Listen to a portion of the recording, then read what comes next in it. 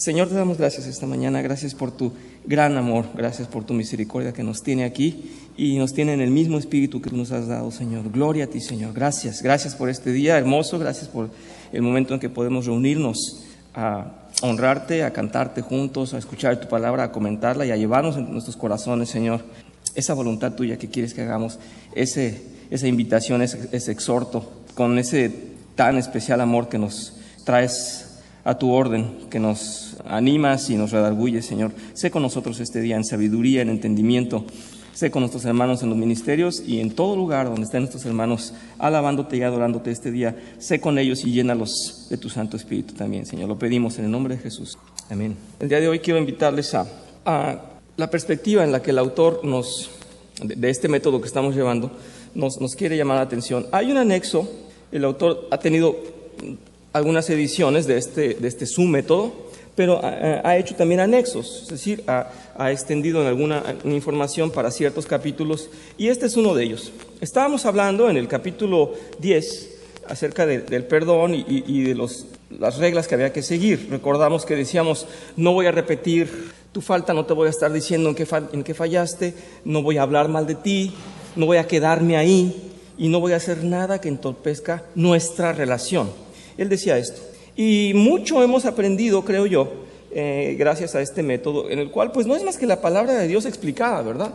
Porque no estamos diciendo nada que sea fuera de lo bíblico, pero este señor se ha especializado en esto y ha sido muy bueno que nos aporte un método de acuerdo a la Biblia, cómo usar las palabras, los versículos, la enseñanza de Dios para tener solución a los conflictos. Yo he sido el primero conmovido como el expositor de estas clases y me ha favorecido mucho en el punto de aprender o en el tema de aprender a perdonar. Ahora, hay dos aspectos. Él ha manejado mucho y insiste mucho en decirnos, perdona, suelta, hay una falta contra ti, perdona, hay algo que olvidar, olvida, hay algo que sanar, déjaselo al Señor, no vas a tomar venganza, siempre desde el lado del agredido, siempre desde el lado del que recibió la ofensa. Pero él también, muy ligeramente, ahí en el capítulo 10, nos habla del que ofendió. Es decir, en un conflicto sabemos que hay dos personas que no se entendieron por alguna situación, que son de diferente opinión. De hecho, la definición de conflicto es eso, cuando dos razones chocan. Y entonces nos habla y nos dice ahí, confirme su arrepentimiento. ¿Recuerdan? Vimos en uno de los subtítulos, confirme su arrepentimiento. Y está hablando al agresor. Así es que nosotros debemos de plantear que tenemos dos posturas siempre, porque es nuestra realidad. Estamos en conflicto siempre con alguien, siempre ya sea con nuestra amistad, con nuestra familia, con el mundo, estamos en conflicto diariamente. Entonces podemos ser uno de las dos partes, el que agrede o el que recibe la agresión. En este anexo, él está hablando de los principios de la restitución. Y cuando él habló de confirmar el arrepentimiento, nos está haciendo un llamado y nos está diciendo, hey, si tú fuiste el que agredió, no nada más esperes que el otro se arregle con Dios, que él se olvide de la venganza, tienes que ir a mostrar tu arrepentimiento, ¿sí? Quiero decir que si yo ofendo a un hermano, cualquiera de ustedes, no debo conformarme con decir, bueno, es un cristiano, él ya me perdonó, no va a tomar venganza, entonces pues estoy bien con él. Bueno, Dios se va a encargar obviamente de esta relación y no se va a vengar el hermano, pero yo debo de asumir mi responsabilidad y presentar excusas personalmente, convincentemente. Es decir, realmente tengo que hacer una reflexión y decir, si quiero que me perdonen, en mi voluntad está el realmente necesitar ese perdón, entonces tengo que decir, lo siento, me arrepiento, quisiera regresar el tiempo, cometí un error. Es convencerme de que el pecado no hizo bien en mí. El pecado me llevó realmente a ofender a mi hermano. Nos está llamando la atención el autor y está diciendo, eres responsable de algo, ve y pide perdón. Es decir, ahí están las dos posturas. Está en cuando nos han ofendido, que es lo más problemático, soltar y realmente perdonar la ofensa, pero no olvidemos la gran responsabilidad. Tenemos un Dios justo que nos llama a todos a cuentas, a quien rendimos cuentas es a Él. ¿Cuánto dice la palabra de Dios? Y tenemos que tomar conciencia de esto. ¿Qué dice? He pecado contra Dios y contra ti. Cualquier ofensa contra nuestro hermano está hecha como ofensa a Dios, porque estamos faltándole a Dios, más que nada, en un principio. Principios de restitución, por favor, en su hoja, y voy a explicar de qué se trata. Me encanta este versículo, Hebreos 6, versículos 10 al 12.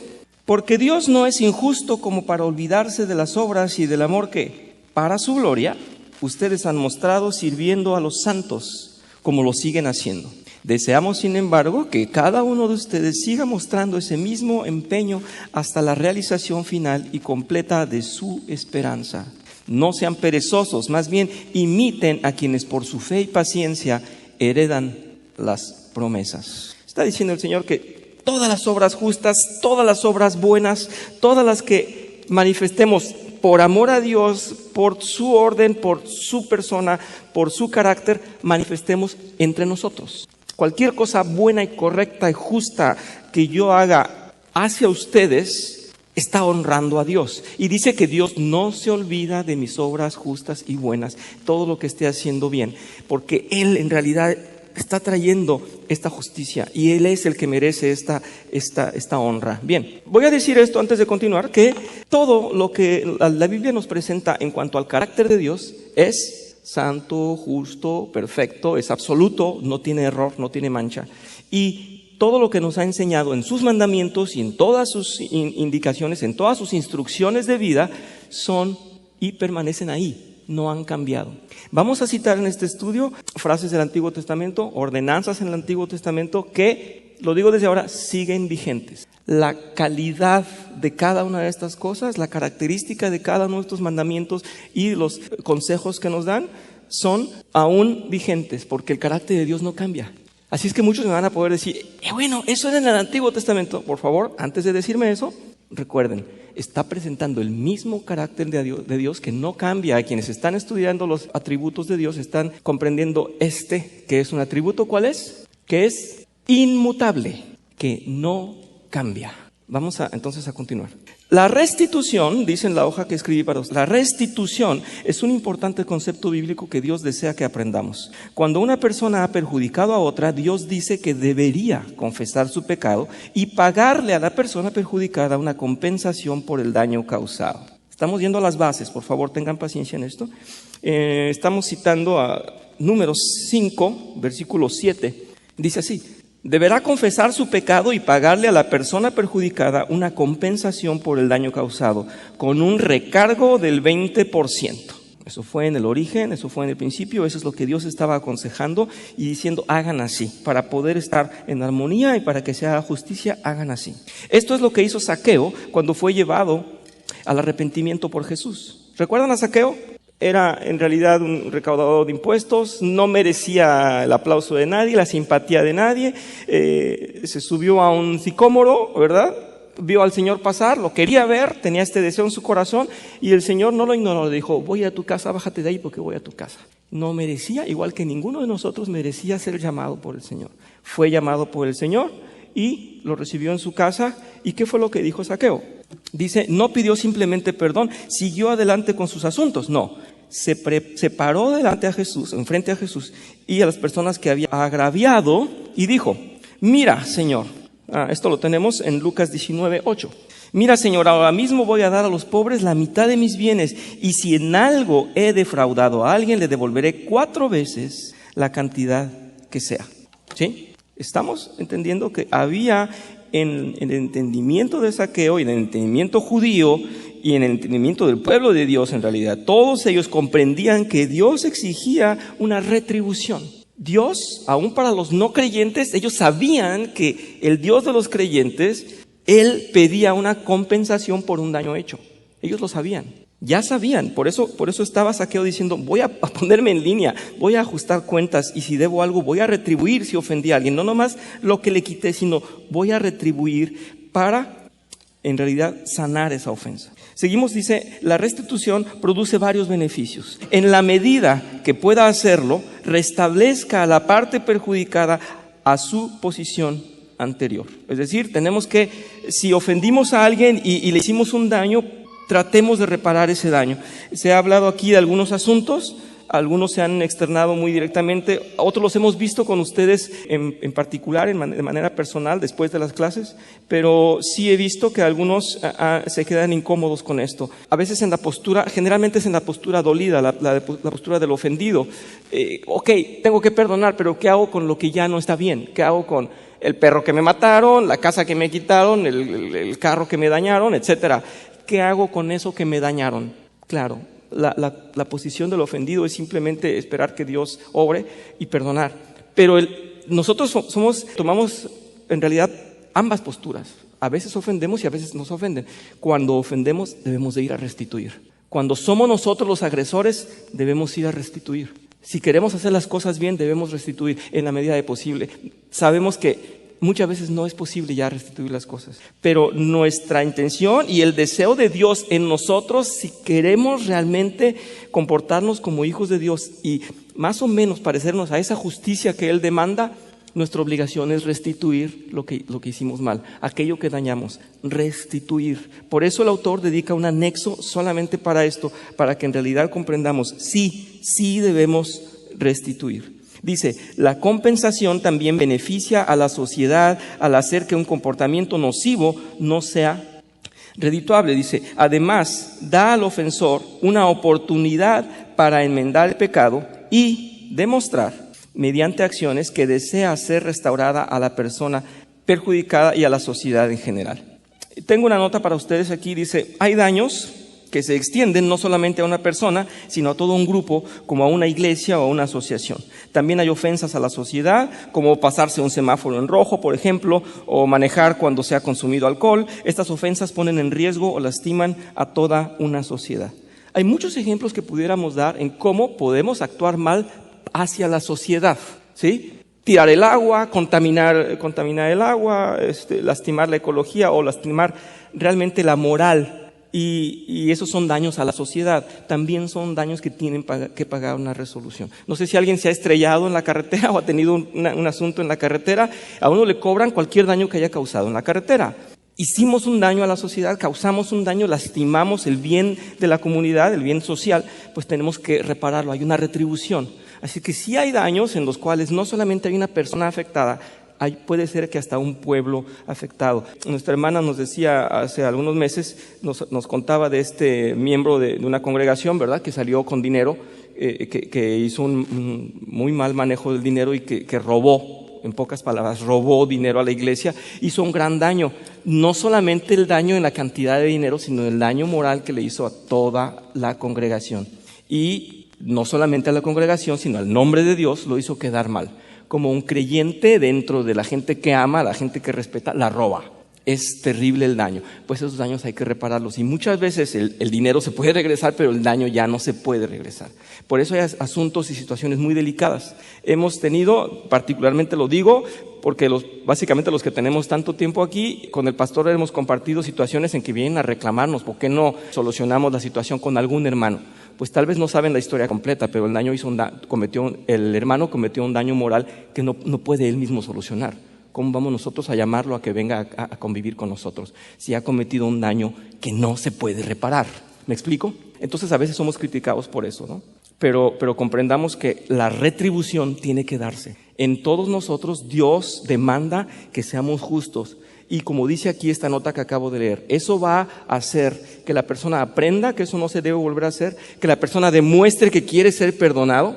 Así es que es muy importante comprender esto. La retribución es parte de la voluntad de Dios. Dice, gran parte de lo que enseña la Biblia acerca de la compensación se da en forma de jurisprudencia.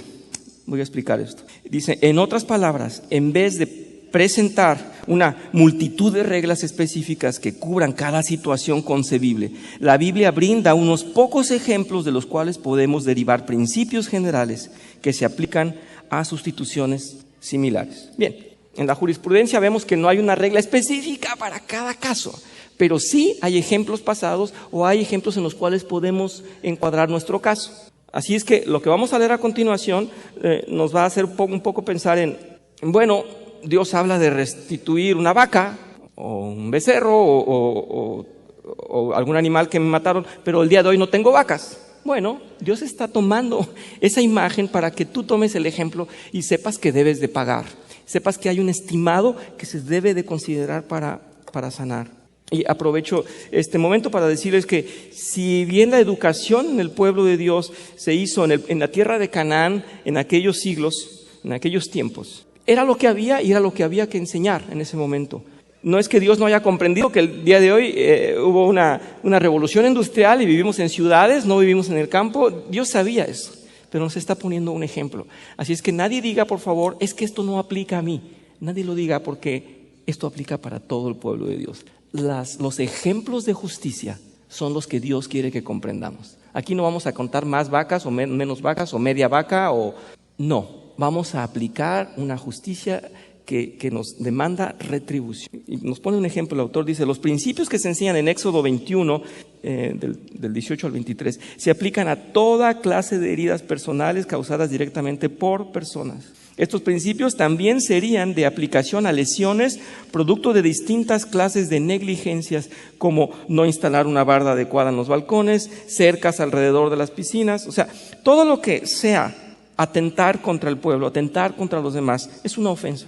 Vamos a leer estos ejemplos que nos da el autor de este método. Los invito a que veamos Éxodo 21 del 18 al 23, solamente para recordar qué se decía en el Antiguo Testamento. Si en una riña alguien golpea a otro con una piedra o con el puño y el herido no muere, pero se ve obligado a guardar cama, el agresor deberá indemnizar al herido por daños y perjuicios. Sin embargo, quedará libre de culpa si el herido se levanta y puede caminar por sí mismo o con la ayuda de un bastón. Versículo 20, si alguien golpea con un palo a su esclavo o su esclava y como resultado del golpe él o ella muere, su crimen será castigado. Adelante en el versículo 21 dice: pero si después de uno o dos días el esclavo se recupera, el agresor no será castigado porque el esclavo era de su propiedad.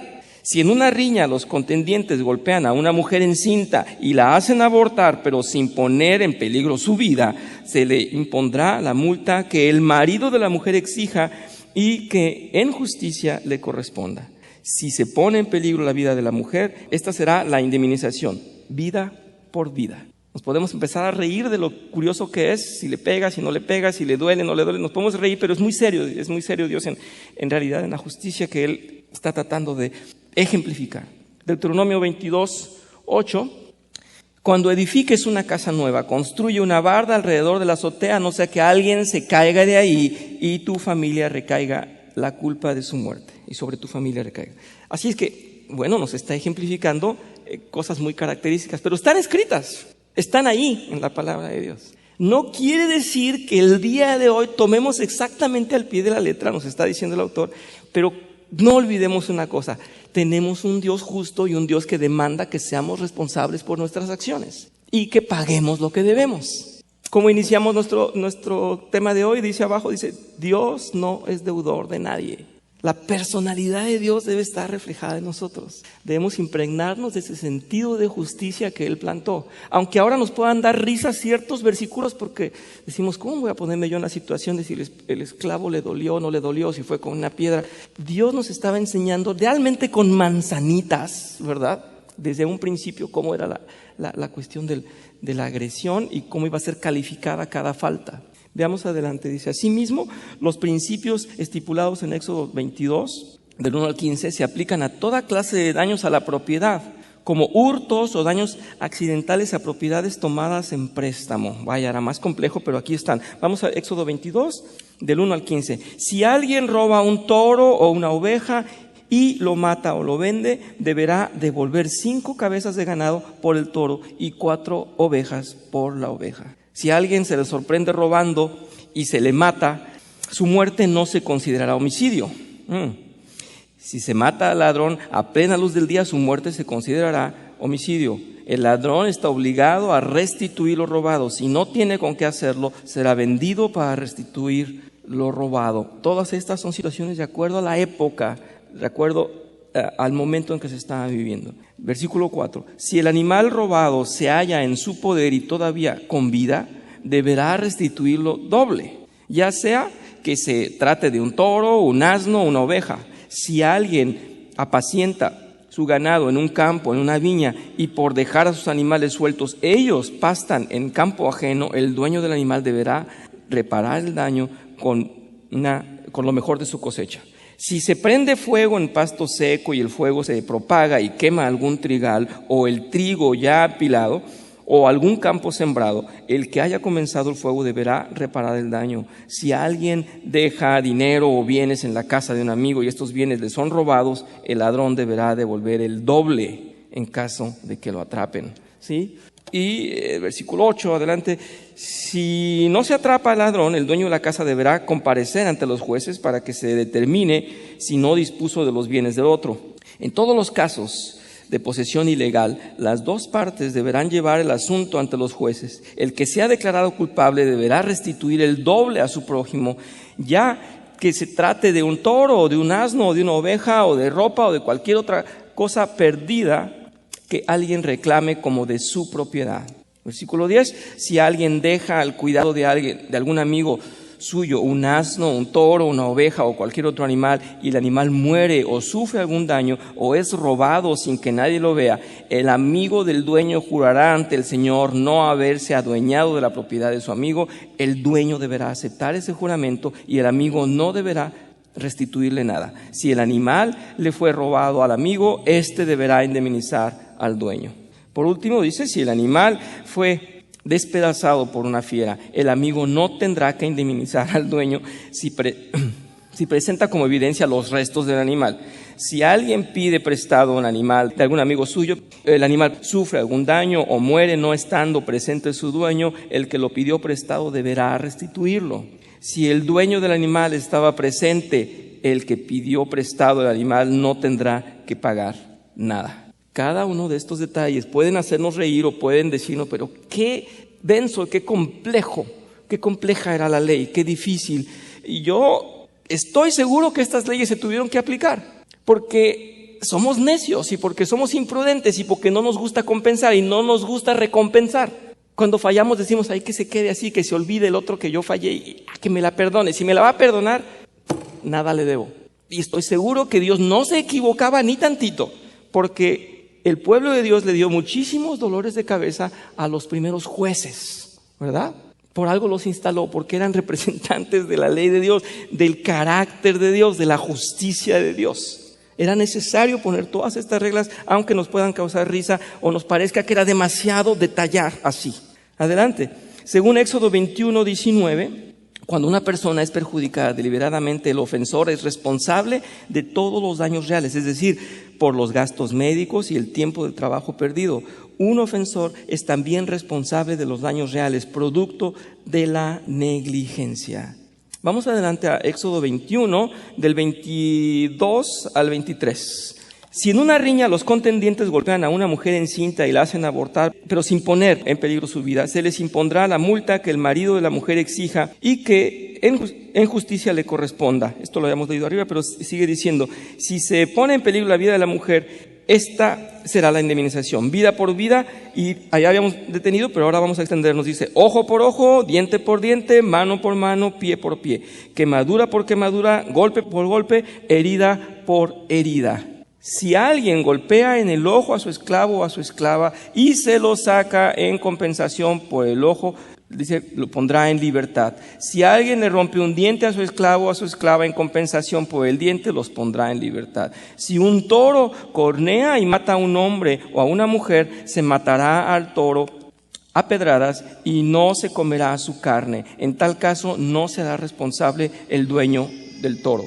Si el toro tiene la costumbre de cornear, se le matará a pedradas.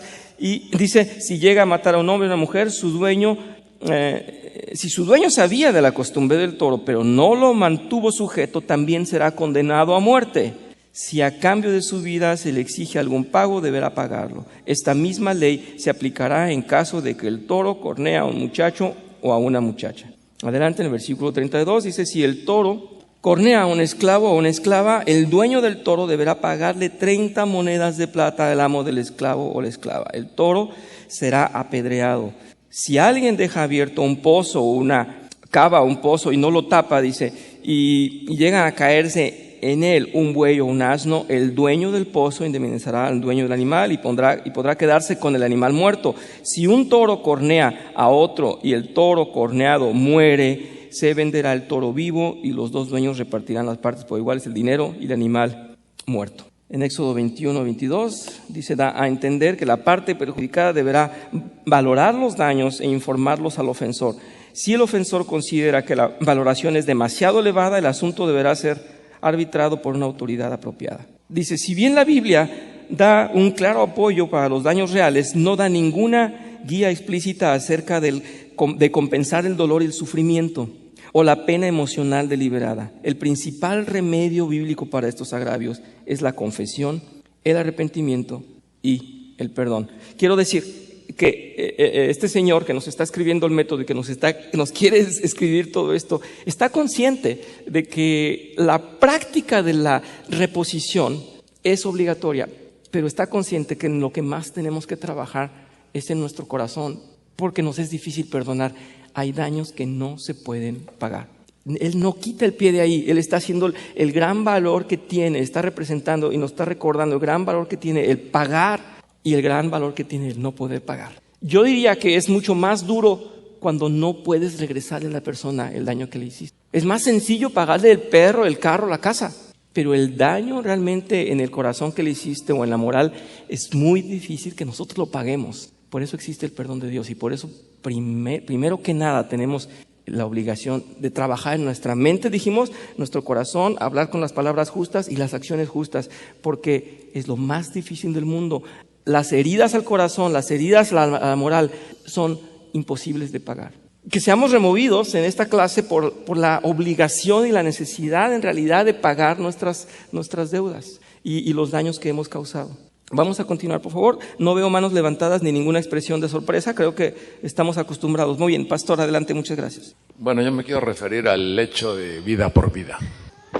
En la civilización occidental, en estos días, en muy pocos lugares se toma la vida de algún malhechor que haya hecho algún homicidio calificado así de grado muy serio. Más que se recuerde en Texas y algún otro lugar por ahí. El hecho de que esto se haya suprimido, entra mucho en juego el humanismo, el punto de vista del hombre y no el punto de vista de Dios. Quiero referirme a eso porque yo creo que en nuestro país está desbordada la violencia, como en muchos otros países de África, por ejemplo, porque no hay una pena equivalente. De hecho, con abrazos y besos no puedes calmar una situación de este tipo. La inseguridad que se sufre en este país es ridícula, es verdaderamente flagrante y pues eso no se puede solucionar apaciguando o cuando menos no dándoles el merecido con cierto grado de violencia a las gentes que están operando así. Entonces, para centrarme en el caso, el punto de cuando se quitó la vida por vida, pues empezaron a dar muchas otras situaciones muy serias y se me hace que es una solución de hombre que está mostrando todos los defectos que tienen las soluciones de hombre para este tipo de cosas y la falta de respeto, como se está mencionando aquí, primero pues por la vida y después por la propiedad y que no le interesa a un malhechor restituir nada. Y no tiene miedo de nada porque pues aquí en este lugar los agarran y los sueltan. Y no hay casos concretos hechos contra ellos. Entonces una gente que mata, pues a lo mejor queda suelto por falta de evidencia, por falta de procedimiento o cosas por ese tipo. Entonces es lamentable que vivamos en una sociedad que está impregnada, pues no nomás de esto, ¿no? Sino de mucho humanismo y mucho raciocinio a nivel de hombre apartado de la sabiduría de Dios. Okay, muchas gracias, pastor.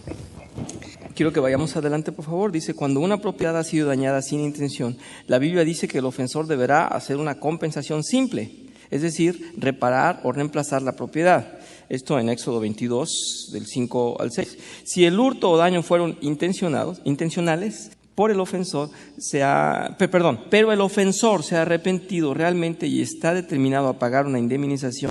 Aún antes de descubrirse el crimen, el ofensor deberá pagar el valor de la propiedad más una pena del 20%. Es curioso, en la mayoría de los casos se nos habla de un 20 a un 25% de pena. No solamente se repone el valor, sino que hay una penalización. Y eso es importante. Y para apoyar lo que dice el pastor, es cierto que no solamente no se retribuye, sino que no se les castiga ese otro % que deberían de pagar, lo cual es cierto. Y también, para no olvidarlo, ha habido debates entre el pueblo de Dios, entre si es necesario perdonar o no perdonar la vida de alguien. Pero quiero aclarar, y tal vez me equivoque, pero el pastor no está diciendo que no perdonemos. Estamos diciendo que la aplicación de la justicia, del tamaño de la ofensa, no se está dando. Es decir, podría decírsele a alguien, se le perdona la vida, ok, pero entonces va a cumplir una pena de prisión, o entonces va a cumplir con una pena importante de trabajos, etcétera, pero de ninguna manera dejar pasar la ofensa. Cuando hay daños de ese tamaño, no se le puede decir, no debes nada. No, eso no es cierto. Se te perdona, tenemos un perdón moral, ok, pero hay un pago que sí puedes hacer, tienes que hacerlo. ¿Me explico? El agresor, en la medida de sus capacidades, debe reparar el daño hecho. Y eso no se va a quitar de ahí. Eso es carácter de Dios, por favor, entendámoslo. Voy a abrir esta vertiente aquí porque es necesario que lo haga. Alguna vez un hermano vino muy decidido y muy contento porque no me dijo, hasta después lo comprendí. Él había en su casa entrado a una página, y voy a decir la página para que no vayan ahí, en inglés es God Questions, y esta página explica ahí que el diezmo no es necesario, que el diezmo no aparece en ningún lugar del Nuevo Testamento, y que por lo tanto no debería aplicarse en la iglesia de Dios actual. Y entonces él venía contento de haber leído esa página, pero yo ya conocía la página, lo que pasa es que yo no sabía que él había entrado a ese capítulo en especial. Y entonces vino muy contento y me dice, dime en qué lugar del Nuevo Testamento nos dice que hay que dar diezmo. Y yo le dije, dime en qué lugar dice que no hay que dar diezmo. Y entonces se molestó. No, pero es que ya actualmente no dice. No dice, pero en la personalidad de Dios y en el carácter de Dios y en lo que Dios nos enseñó por siglos y siglos y siglos, había que dar diezmo. Y era muy preciso en la cantidad, y además explicaba que en el pueblo judío se hacía además del diezmo un ahorro para las fiestas y una cooperación para los que estaban necesitados, y había una bolsa que se reunía y que no era nada más el 10%, se nos elevaba más del 30%. Pero no voy a hablar de esto, voy a decir que en el pueblo de Dios se educó que Dios exige una dedicación de la bendición que se le da al hombre para que coopere con su iglesia, y eso no lo cambió Dios en ningún punto del Nuevo Testamento. Pero el hermano se sintió confrontado, entonces fue con el pastor, le dijo, pastor, ¿verdad que nadie nos obliga? Y obviamente el pastor tuvo que apaciguar la cosa, pero no hay un versículo que diga que no vamos a dar el diezmo.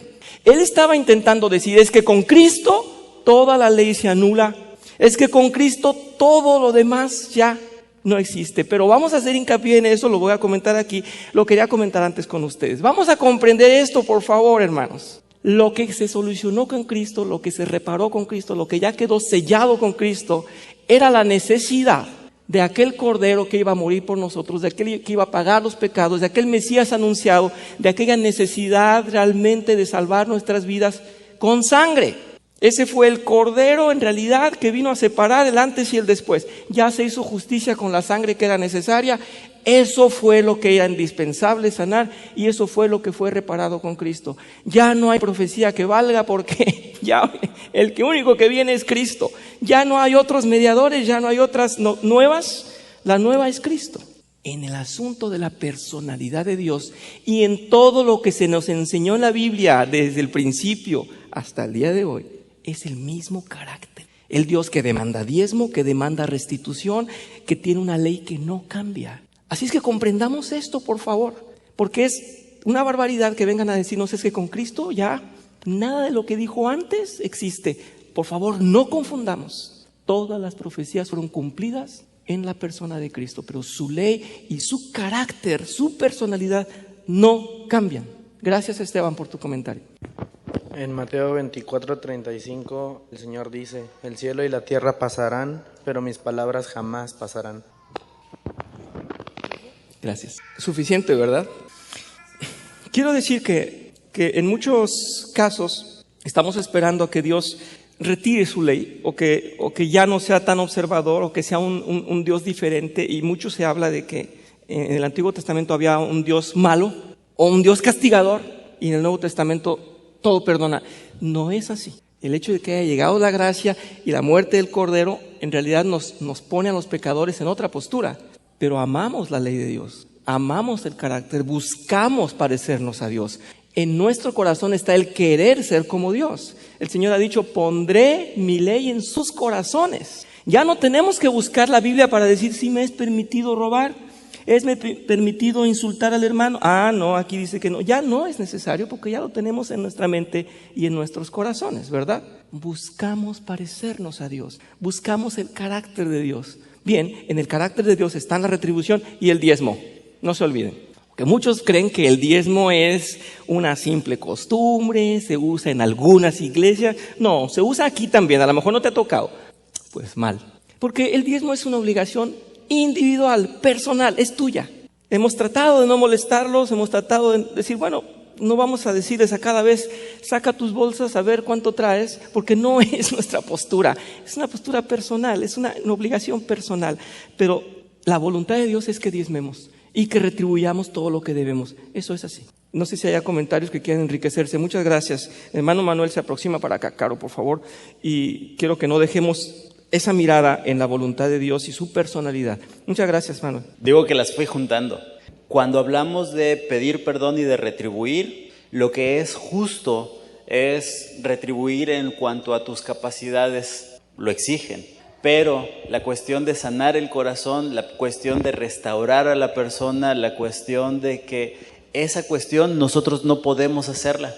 Al final de cuentas, la persona que ha sido ofendida necesita voltear a Cristo y necesita reconocer que necesita de Cristo. Así es que el único que puede restaurar eso de manera plena y de manera como la gente lo exige, solamente es Dios. Uno que ofende puede venir con la persona y puede decir, te ofendí, pido perdón, traigo aquí en prenda lo que te quité, pero el corazón sanado solamente tiene que ser Dios el que lo haga. Así es que tanto ofensor como ofendido necesitan de la gracia de Dios para poder cambiar eso, ¿no? La otra cosa que estaba considerando respecto a la ley de Dios es que la ley de Dios se divide en 3 aspectos: ley ceremonial, ley civil y ley moral. El Antiguo Testamento, Dios manifiesta su ley en estas 3 áreas. La ley ceremonial y la ley civil ya quedaron abolidas. Esas ya no están. ¿Por qué? Porque, en primer lugar, la ley ceremonial ya no queda porque ya no hay templo. ¿Por qué no hay templo? Porque ya no hay necesidad de proclamar a Cristo, porque Cristo ya vino.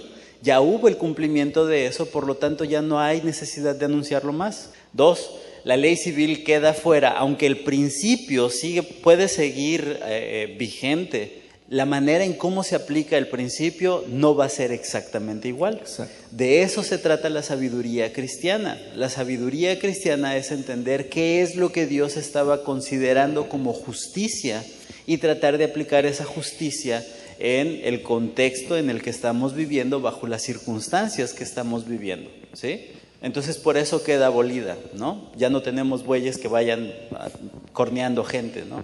Pero la ley moral no ha cambiado. La ley moral sigue vigente.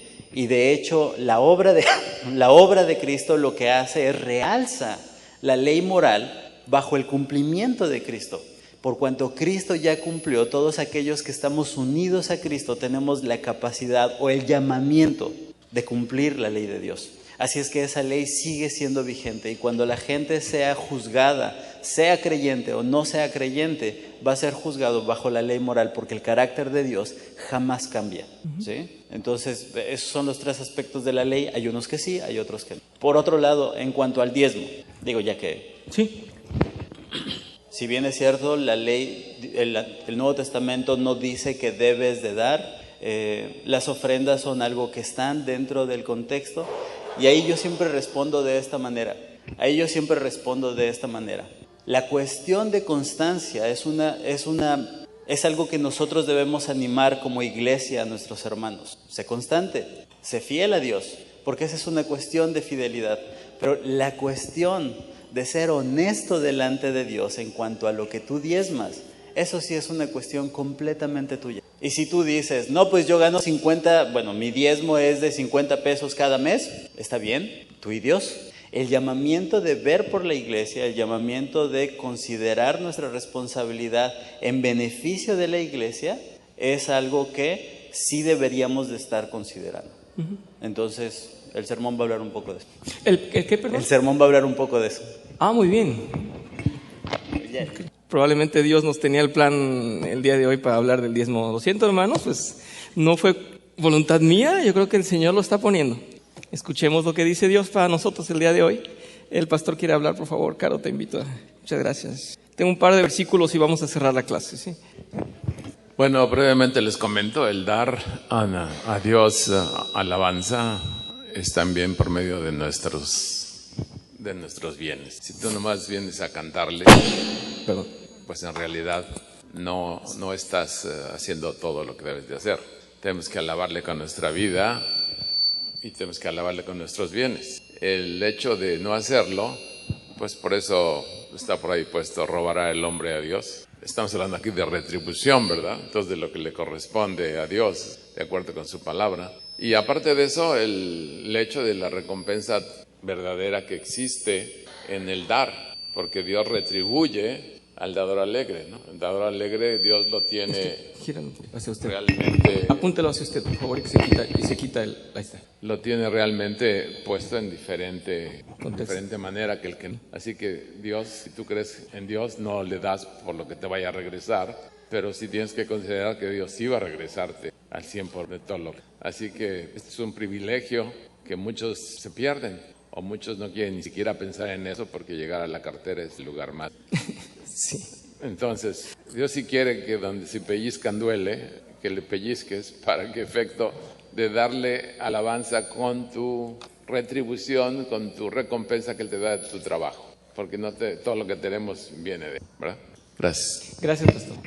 Sí, agradezco ambos comentarios y gracias, Manuel, por darnos la explicación más teológica en la contemplación de la ley, las tres funciones de la ley o las tres características de esa ley. Sí, ambos coincidieron además en ese punto que es personal. Si tienen en la conciencia el diezmar, están en lo correcto, así de sencillo.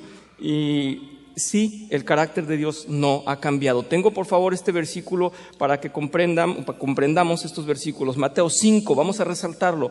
Dice el Señor: no piensen que he venido a anular la ley o los profetas. No he venido a anularlos, sino a darles cumplimiento. Les aseguro que mientras existan el cielo y la tierra, ni una letra, ni una tilde ni de la ley desaparecerán hasta que todo se haya cumplido.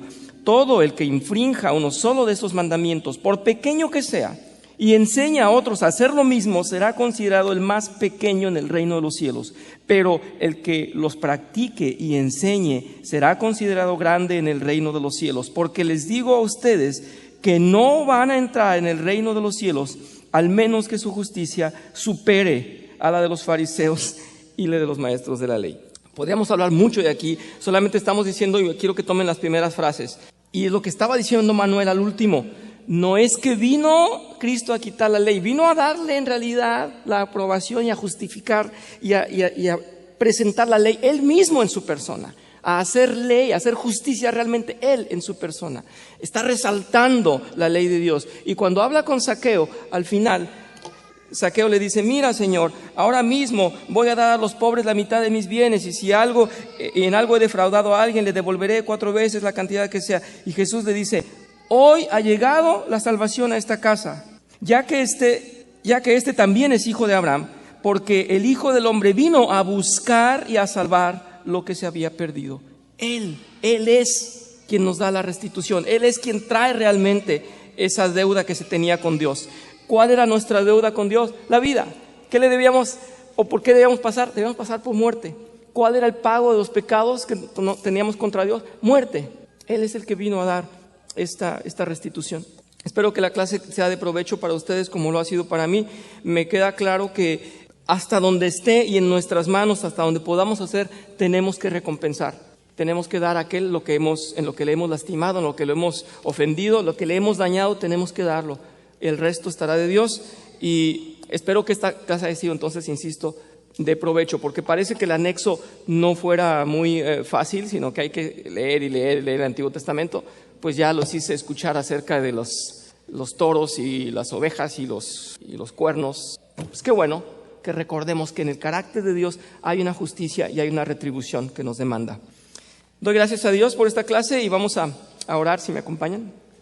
Señor, te damos gracias porque nos recuerdas que eres justo y que quieres que tus hijos sean justos, que nos dé dolor aquel dolor que hemos causado, que nos sea una responsabilidad, que tengamos realmente la responsabilidad y que cumplamos con ella, que seamos honestos y que seamos en realidad pagadores de deudas, que no tengamos deudas pendientes, que podamos retribuir al menos aquello físico, aquello material a quien le corresponde. Asimismo, y dicho de paso, que no te robemos, que te demos tu diezmo y que te demos aquello que nos demandas para cumplir contigo, Señor, con tu personalidad, con tu voluntad, con tu carácter, porque queremos parecernos a ti. Ayúdanos en esto, Señor. Te lo pedimos en el nombre de Cristo. Amén.